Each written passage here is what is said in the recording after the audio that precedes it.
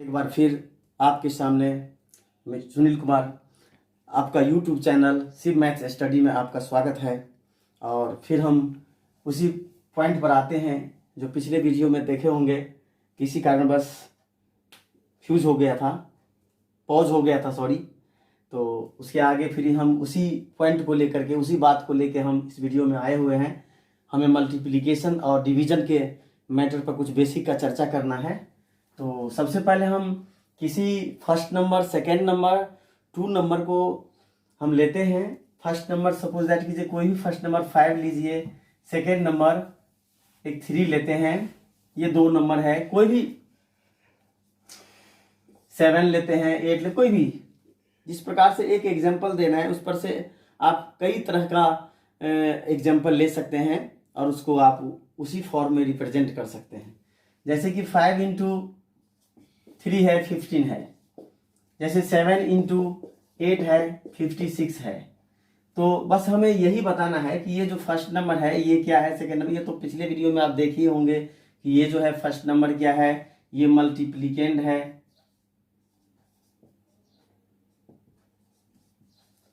मल्टीप्लिकेंड,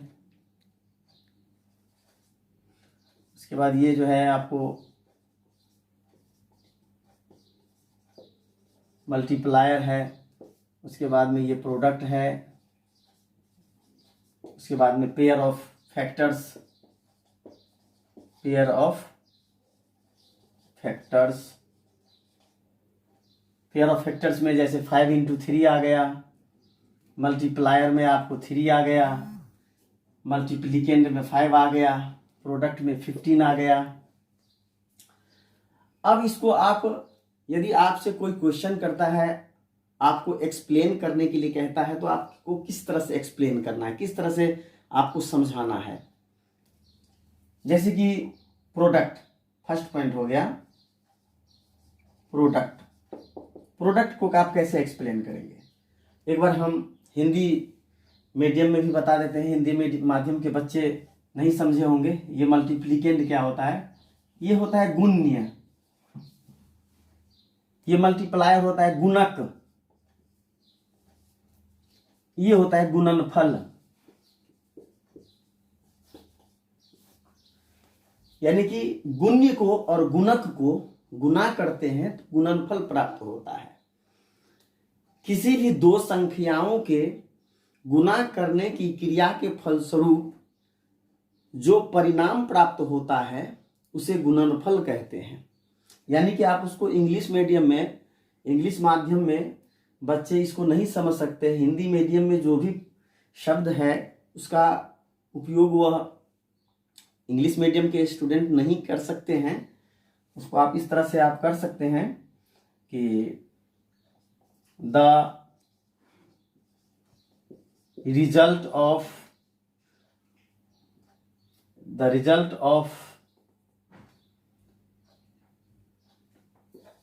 of a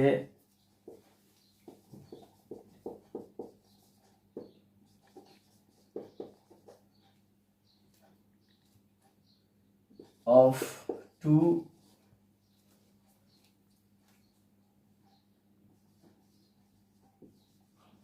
numbers is called product.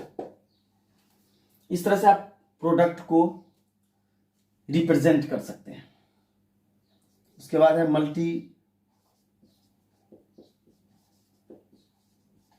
मल्टीप्लिकेंड।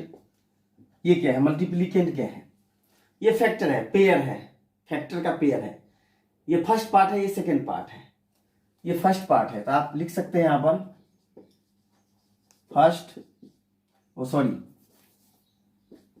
The first part of the first part is called मल्टीप्लिकेंड।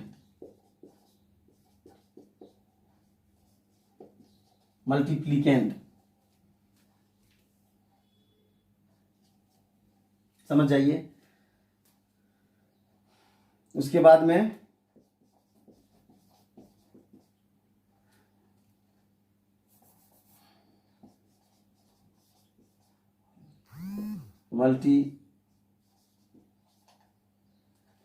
multiplier. The second part is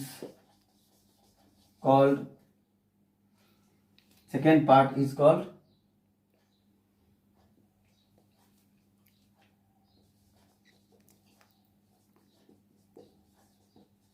multiplier. ये first part को आप factor भी कह सकते हैं, first factor यानी factor का फर्स्ट पार्ट, फैक्टर का सेकंड पार्ट, ये भी कह सकते हैं आप इसको। जैसे फर्स्ट पार्ट लिखा गया है तो आपको फर्स्ट फैक्टर भी कह सकते हैं, सेकंड फैक्टर भी कह सकते हैं आप, और पार्ट भी कह सकते हैं, क्योंकि पार्ट जो है ये भी फैक्टर है। ये पार्ट क्या है? फैक्टर ही है, यानी ये टुकड़ा है। हिंदी माध्यम के बच्चे इसको खंड समझ सकते हैं। गुणन खंड, खंड का मतलब टुकड़ा होता है, गुणन का मतलब होता है गुना के रूप में, यानी कि गुना के रूप में दो टुकड़े हैं, एक टुकड़े हो गया 5 और एक टुकड़े हो गया 3, और ये गुणनफल 15 हो गया 15। तो इस तरह से उसके बाद में आप फैक्टर्स को किस तरह से रिप्रेजेंट करेंगे?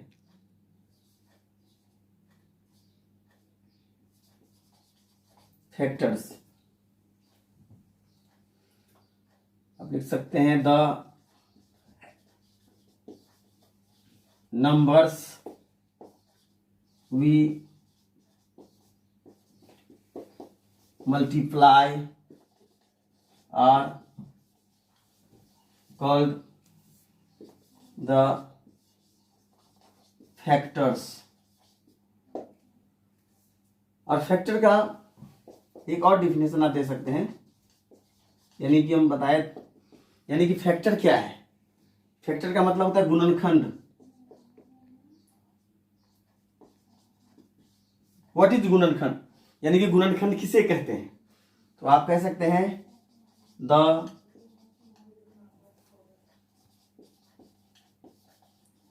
Number is divisible by any other number. The number is divisible by any other number, यानी कि कोई भी नंबर है अदर नंबर से डिवाइड हो जाए। एग्जाम्पल, एक एग्जाम्पल देते हैं फैक्टर को समझाने के लिए।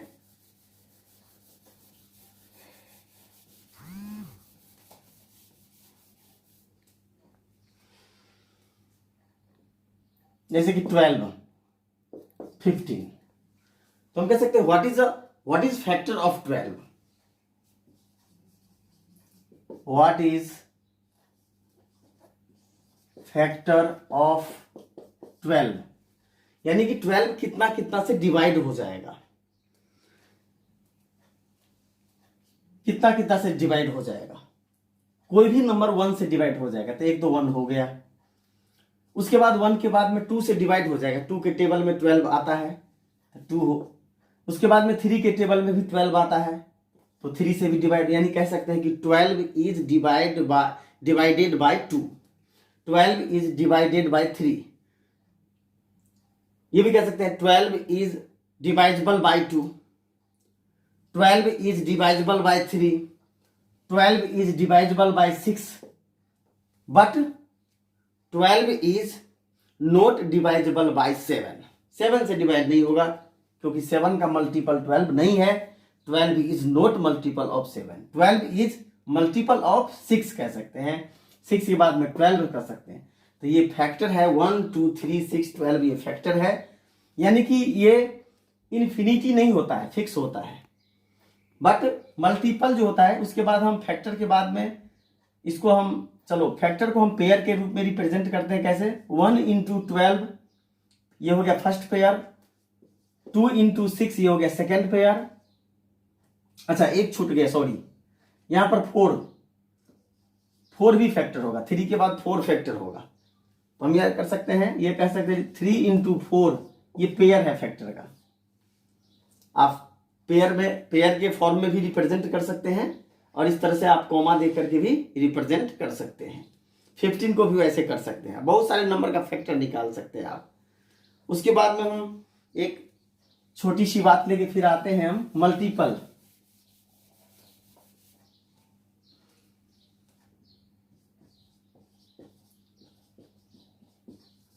मल्टीपल यानी कि गुणज, किसी भी नंबर को रिप्रेजेंट कर सकते हैं टेबल के फॉर्म में।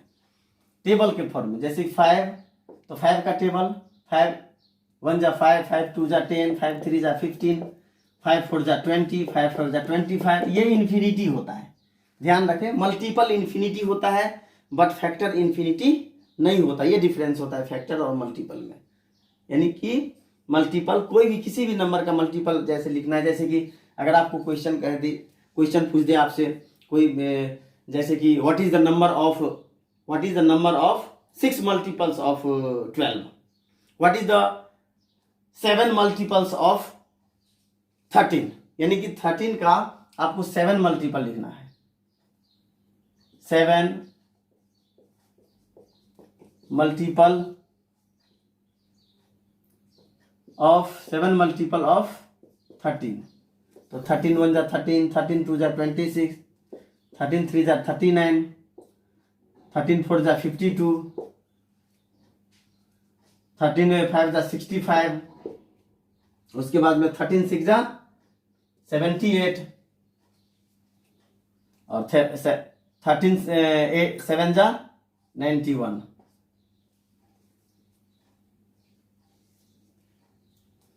तो इस तरह से ये इन्फिनिटी हो सकता है, लेकिन आपको इन्फिनिटी नहीं लिखना है, यही तक। अगर आपको 7 मल्टीपल पूछ रहा है, 7 मल्टीपल बताने के लिए कह रहा है, तो आपको 91 तक ही लिखना है बस। उसके बाद में आपको हम आगे जो भी बताएंगे फिर दूसरे वीडियो में लेके आएंगे। और कोई भी प्रकार का होता है, कोई भी प्रकार का आपको इसमें कोई प्रॉब्लम हो, कोई डाउट हो, तो आप कमेंट सेक्शन में लिख करके भेज सकते हैं। कुछ अगर त्रुटि हो गया हो, इसके लिए हम क्षमा प्रार्थी हैं। और किसी प्रकार का कोई प्रॉब्लम, कोई प्रकार का अगर डाउट हो, तो आप हमें कमेंट सेक्शन में लिख के बता सकते हैं। आप हमारा भी मार्गदर्शन कर सकते हैं। इसलिए क्योंकि ज्ञान के दृष्टिकोण से एक गुरु और एक शिष्य दोनों में, ज्ञान के दृष्टिकोण से कोई बड़ा छोटा नहीं होता है। एक स्टूडेंट भी टीचर को ऐसे बता सकते हैं कि सर ऐसा नहीं, ऐसा हो सकता है, इस पर विचार किया जाएगा। और टीचर भी बच्चों को तो ऐसे बताते ही हैं। इसका मतलब ये नहीं होता है कि स्टूडेंट बड़ा हो गया और टीचर छोटा हो गया, ऐसा नहीं होता है। ज्ञान के दृष्टिकोण से सब बराबर है, ज्ञान के दृष्टिकोण से कोई बड़ा छोटा नहीं है। इस तरह से हम नॉलेज लेते हैं और आगे चलते हैं। और किसी प्रकार का अगर कोई प्रॉब्लम हो तो आप जरूर कमेंट सेक्शन में लिख के बताएं। और यदि ये आपका मेरा जो सिर्फ मैथ्स स्टडी का जो यूट्यूब के माध्यम से आप वीडियो देखते हैं, हम अपलोड करते हैं, इसमें अगर कोई भी प्रकार का प्रॉब्लम हो तो आप कभी भी बेझिझक आप मुझे कमेंट सेक्शन में लिख के बता सकते हैं। और इस वीडियो को आप लाइक कीजिए, सब्सक्राइब कीजिए और बेल आइकन को जरूर दबाइए, ताकि आपको कोई भी नया वीडियो अगर बनाते हैं तो आपके पास पहुंच जाएगा। और इस तरह से आप बेसिक आपका धीरे धीरे स्ट्रांग होता जाएगा। जय हिंद, जय भारत।